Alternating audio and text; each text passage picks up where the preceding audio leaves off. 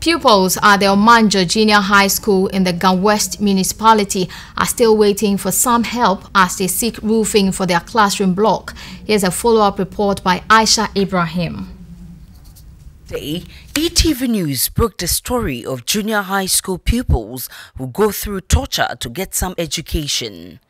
Their classroom is without roof since the last 3 years. Those who can afford come to school with umbrellas to cover their heads as they take their lessons. Others cover their head with anything from books to these school bags. When we come to school, we always sit in the sun. We don't have umbrellas. Some have the umbrellas. Those who don't have the umbrellas, we always sit in the sun. Right now I'm talking, my head is paining me, but I'm still in it. ETV's expose of the situation has prompted responses from all over the country criticizing authorities for failing Ghana's future leaders. The situation even gets worse when it rains. No lessons are held at all for the period of the rain. Imagine how they fare in a rainy season. It is almost unthinkable for these pupils to dream about studying ICT, a new subject examinable under the WAEC-administered Basic Education Certificate examination. Nonetheless, these pupils are expected to compete with others who enjoy better facilities elsewhere. The West Municipal Assembly, under whose jurisdiction this school is located, is under pressure to rescue the children from this disgraceful situation.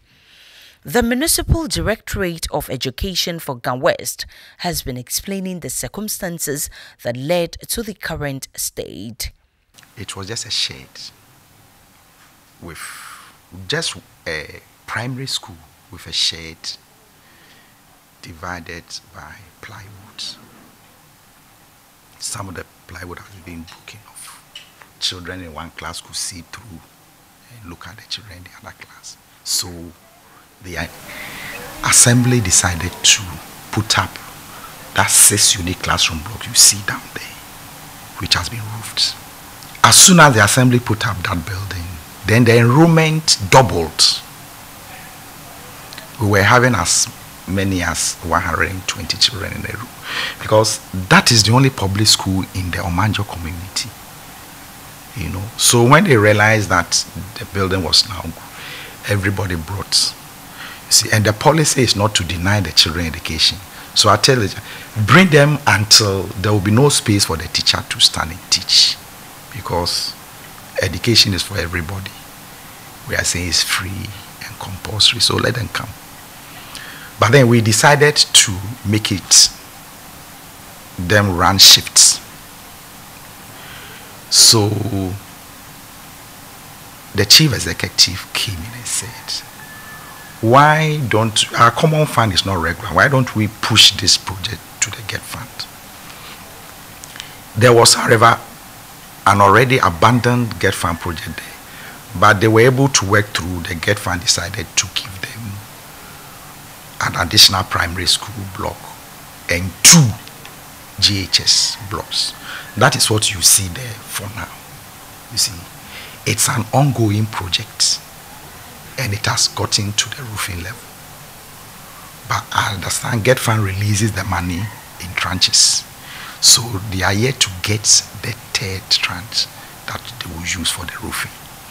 The West Municipal Assembly has been receiving funding from the GET fund for the project.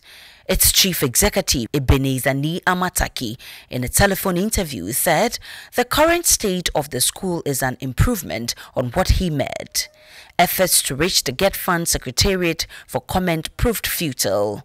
Meanwhile, the Ministry of Education says it will take steps to rectify the problem. If this issue had been brought to our notice, we would have addressed it. But I'm hearing this thing for the first time. So what I will do is that I will get in touch with the District Director of Education and then the Municipal Chief Executive to find out what they are doing about it. We will insist that they complete the structure as early as possible. Under normal circumstances, all children, right from KG up to junior high school, should actually attend classes under a very conducive atmosphere. But we have structures that are dilapidated all over the country. The ministry is trying to address them We will set up a team to find out exactly the person who is responsible. Whoever is responsible will draw their attention to it, so that they put up such facilities like toilet facilities and so on and so forth. However, the fact still remains that until the structure is completed, the children will continue to suffer this ordeal. Aisha Ibrahim, ETV News, Omanjo, Accra.